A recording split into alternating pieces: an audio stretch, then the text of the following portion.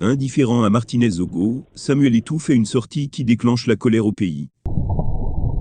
Les informations portées sur l'actualité politique camerounaise tant sur le plan régional que national pour vous permettre d'être à la une de l'actualité. Telle a toujours été notre priorité. Alors, si vous êtes nouveau, n'hésitez surtout pas de vous abonner et de cliquer sur la cloche de notification pour ne plus rater aucune de nos vidéos. On commence.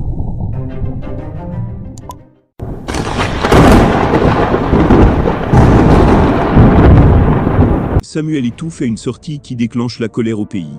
Les réactions des personnalités publiques camerounaises, dans l'affaire de l'assassinat horrible du journaliste Martinez-Zogo, sont très attendues sur le territoire et en dehors du pays. Malheureusement, elles sont difficiles à trouver comme une aiguille dans une boîte de foin. Cette indifférence est cruelle en effet.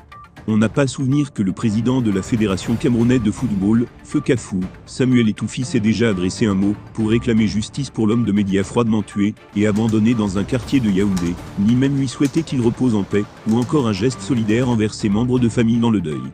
Pourtant, l'ancien numéro 9 de la sélection nationale est visiblement touché par ce qui se passe loin de son pays, le séisme en Turquie et en Syrie.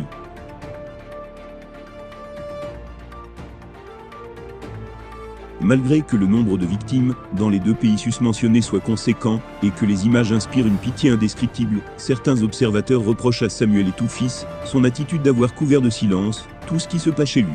Pas seulement la mort de Martinez-Zogo, mais aussi la guerre dans les régions du nord-ouest et du sud-ouest du Cameroun, Nozo, etc.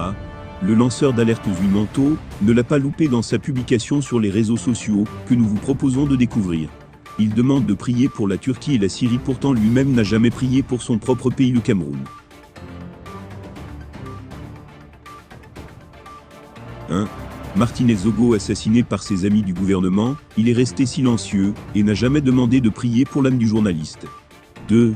1417 soldats tués, identifiés, dans la guerre anglophone depuis 2017, il n'a jamais demandé une quelconque prière pour eux. 3. 8000 civils tués dans la guerre anglophone, selon les organisations internationales, il n'a jamais demandé à prier pour eux. 4. 1 million de déplacés internes, il n'a jamais demandé à prier pour eux. 5. 50 000 réfugiés au Nigeria, il n'a jamais demandé à prier pour eux. 6. 33 femmes et leurs enfants massacrés à Ngarbu, il n'a jamais demandé à prier pour eux. 7. 200 villages rasés dans les régions de nord-ouest et sud-ouest, il n'a jamais demandé de prier pour eux. 8. Des élèves abattus sur le chemin de classe à Moyoka, il n'a jamais demandé à prier pour eux, lui qui est ambassadeur de l'UNICEF. 9. Des élèves abattus dans des salles de classe à Kumba, il n'a jamais demandé à prier pour eux. 10. Des soldats, non déterminés, tués à l'extrême nord par Boko Haram, il n'a jamais demandé de prier pour eux. 11. 2 bébés et leur maman exécutés par des soldats de l'armée à Zolvet, extrême nord. Il n'a jamais demandé de prier pour eux. 12. Des civils, non déterminés, tués par Boko Haram, il n'a jamais demandé de prier pour eux. Le plus grand génocide du XXe siècle a lieu au Congo, où des multinationales pillent le pays en provoquant une rivière de sang. Je n'ai jamais vu des Syriens ou Turcs demander à prier pour les Congolais. L'école est bien, lit-on. Eh bien, chers abonnés, c'est ainsi que nous arriverons au terme de cette édition. Espérant qu'elle vous a plu, n'hésitez surtout pas de nous laisser un commentaire. Merci et à bientôt pour une nouvelle édition.